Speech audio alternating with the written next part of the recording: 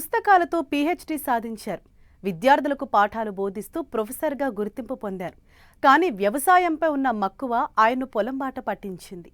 ఉద్యోగంతో పాటు వ్యవసాయం చేస్తూ పశుసంవర్ధక రంగంలో అడుగుపెట్టి ఇప్పుడు వేలాది పాడి రైతులకు అండగా నిలుస్తున్నారు. పశుగ్రాస సమస్యను అవకాశంగా మలుచుకొని సైలేజ్ తయారీలు విజయగాథ సృష్టిస్తున్నారు సిద్దిపేట జిల్లాకు చెందిన డాక్టర్ సంతోష్ రావు.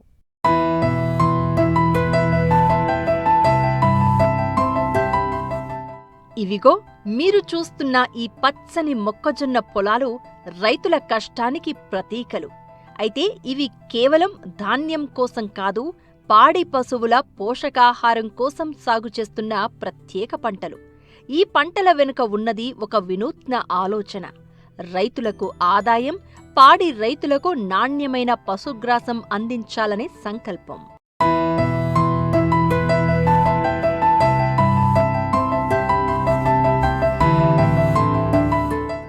ఇదిగో ఇక్కడ కనిపిస్తున్న ఇతని పేరు డాక్టర్ సంతోష్ రావు.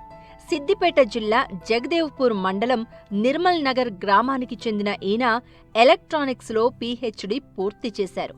దాదాపు 18 సంవత్సరాల పాటు వివిధ ఇంజనీరింగ్ కళాశాలల్లో ప్రొఫెసర్గా సేవలందించారు. అయితే వ్యవసాయంపై ఉన్న ఆసక్తి కారణంగా ఉద్యోగంతో పాటు 40 ఎకరాల భూమిని కౌలుకు తీసుకుని సాగు ప్రారంభించారు. అంతేకాకుండా 50 గేదెలతో డైరీ ఫారం నిర్వహిస్తూ పాడి పరిశ్రమలో కూడా అడుగుపెట్టారు. అయితే పశువులకు సమపాళ్లలో పోషకాలు అందించే మేత దొరకకపోవడం, వేసవి కాలంలో పశుగ్రాస కొరత తీవ్రంగా ఉండడం ఆయనను ఆలోచనలో పడేసింది. ఫలితంగా పాల దిగుబడులు తగ్గడంతో పశు వైద్యాధికారుల సూచనల మేరకు సైలేజ్ తయారీని ప్రారంభించారు. పచ్చి మొక్కజొన్నను ప్రత్యేక పద్ధతిలో నిల్వ చేసి తయారు చేసే ఈ సైలేజ్ పశువులకు ఏడాది పొడవునా పోషకాహారం అందించే ప్రత్యామ్నాయంగా మారింది. సైలేజ్ వాడకంతో పాల దిగుబడి పెరగడమే కాకుండా పశువుల ఆరోగ్యం కూడా మెరుగుపడింది. దీంతో సంతోష్ రావుకు కొత్త ఆలోచన వచ్చింది. తాను మాత్రమే కాకుండా ఇతర రైతులకు కూడా ఈ సాంకేతికతను అందించాలని నిర్ణయించుకున్నారు. ఆ ఆలోచనే ఇప్పుడు విజయవంతమైన వ్యాపారంగా రూపుదిద్దుకుంది. ఇక్కడ మేము వచ్చేసి పశువులకు కావాల్సిన సైలేజ్ అంటాము, అదే అంటే పచ్చిగడ్డికి రీప్లేస్మెంట్, అలాగే ఫీడ్ 2 తయారు చేస్తాము.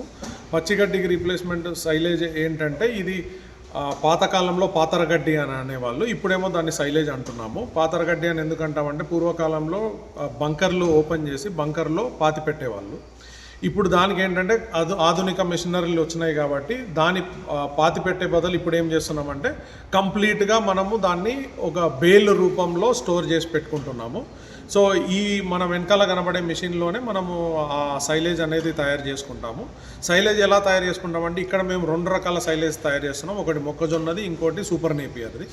సైలేజ్ అసలు ఎందుకు తయారు చేసుకోవాలి అని అంటే ఇప్పుడు ఎప్పుడైతే అధికంగా మనకు సీజన్ ఉంటుందో, సీజన్లో మొక్కజొన్న దొరికినప్పుడు సీజన్లో మొక్కజొన్నతో పాటు కంకి, దాని బెండు, తర్వాత మొత్తము చొప్పతో పాటు కట్ చేసుకొని 2 mm చాప్ చేస్తాము.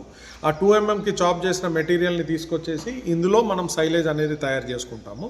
సో సైలేజ్ తయారు చేసేటప్పుడు ఏం చేస్తామంటే దీనిలో మొలాసెస్ కూడా కలుపుతాము. మొలాసెస్ ఎందుకు కలుపుతామంటే మామూలుగా ఏ రకమైన పచ్చిగడ్డిలో అయినా సరే భూమి ఇంకా అక్కడ దొరికే దానికి పెట్టే నీళ్ళను బట్టి pH లెవెల్ అనేది డిఫరెంట్గా ఉంటుంది.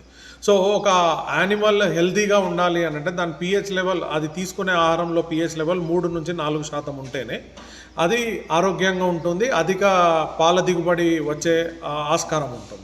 సో దానికోసమని ఇక్కడ ఏం చేస్తామంటే ఏదైతే మనం పచ్చిగడ్డి తీసుకొచ్చి ఇందులో సైలేజ్ రూపంలో మారుస్తున్నామో pH లెవెల్ అనేది నార్మల్ చేయడానికి దాంట్లో మనం మొలాసెస్ కలుపుతున్నాము. మొలాసెస్ కలపడం వల్ల ఏంటంటే అది మాగుతుంది. మాగడం అంటే ఫర్మెంటేషన్ అవుతుంది. ఫర్మెంటేషన్ అవ్వడం వల్ల pH లెవెల్ అనేది 3 నుంచి 4 మధ్యలో ఉంటుంది.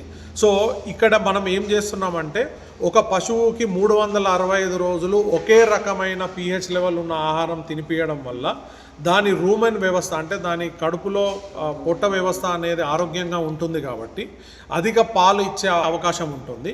ఇంకోటి ఏంటిదనంటే ఇప్పుడు మొక్కజొన్న సైలేజ్ ఏదైతే మనం తయారు చేస్తున్నామో అందులో 9% ప్రోటీన్ ఉంటుంది, అలాగే అధిక ఎనర్జీ ఉంటుంది.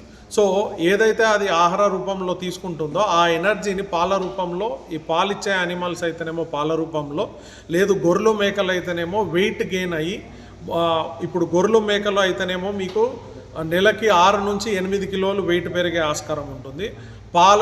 పాలిచ్చే జంతువులు ఏవైతే ఉంటాయో, పాలిచ్చే జంతువులో ఏంటిదంటే ఇప్పుడు అది ఎంతైతే పాలిస్తుందో సైలేజ్ తినడం వల్ల ఒక 15 రోజులు మీరు సైలేజ్ పెట్టిన తర్వాత మినిమం లీటర్ నుంచి లీటర్న్నర, అంటే 15% నుంచి 20% పాల దిగుబడి పెరిగే ఛాన్స్ ఉంటుందండి. సో ఇది దీంతో పాటుగా మేము 2 రకాల దానాలు తయారు చేస్తున్నాం. ఒకటి మురుకుల దానా అంటాము, పిల్లెట్స్ అంటాము.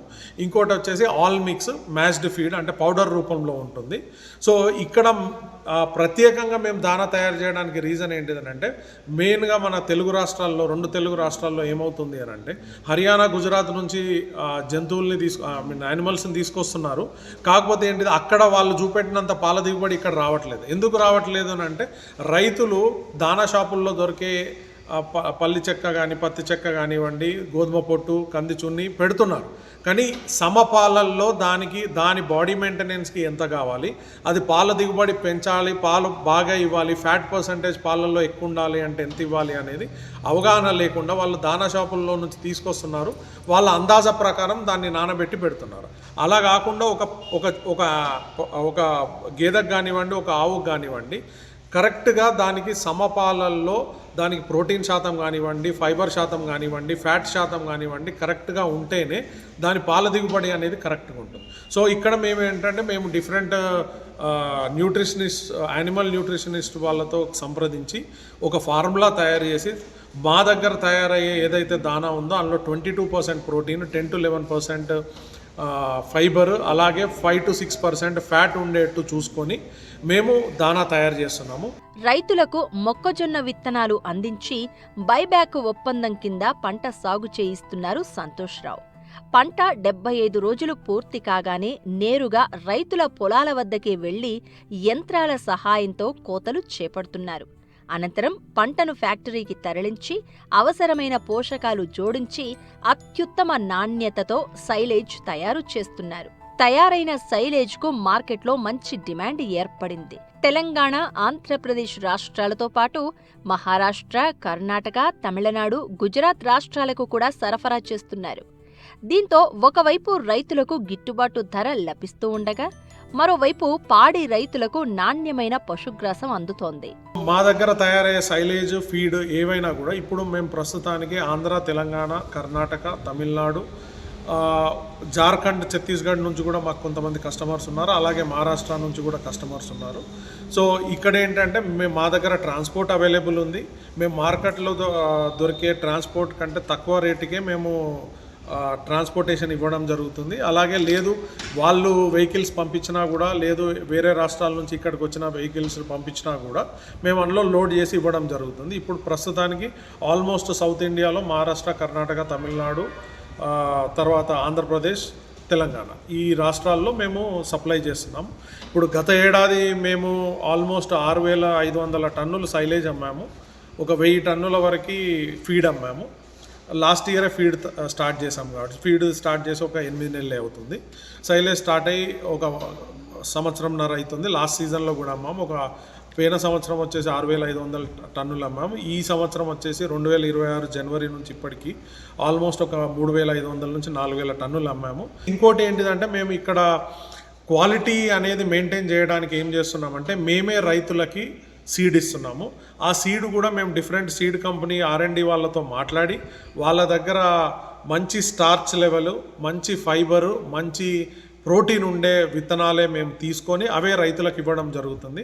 అది కూడా మేము రైతులకు మళ్ళీ మద్దతు ధర, అంటే మేమేంటంటే ఇది 75 నుంచి 85 రోజులు పాలకంకి దశలోనే కట్ చేస్తాం కాబట్టి, మంచి నీటి వ్యవస్థ ఉన్న రైతులైతే 3 పంటలు వేసుకునే దానికి ఛాన్స్ ఉంటుంది. సో మేమే రైతులకు సీడ్ ఇచ్చి వాళ్ళ దగ్గర నుంచి బైబ్యాక్ అగ్రిమెంట్ కింద మేమే కట్ చేసుకుంటున్నాము. అండ్ వాళ్ళకి ఏంటంటే పర్ ఎకర్ 25 నుంచి 30 టన్నులు మీకు దిగుబడి వస్తుంది.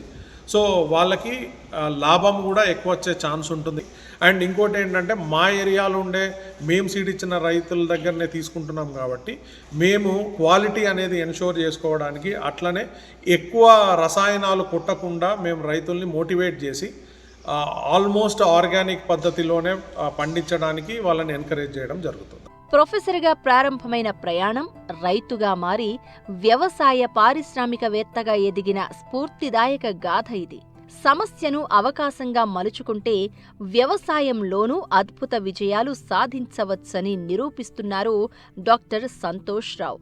రైతు సంక్షేమం, పశుసంవర్ధక అభివృద్ధి, గ్రామీణ ఉపాధి, ఈ మూడింటినీ కలిపిన విజయ నమూనాగా ఆయన నిలుస్తున్నారు.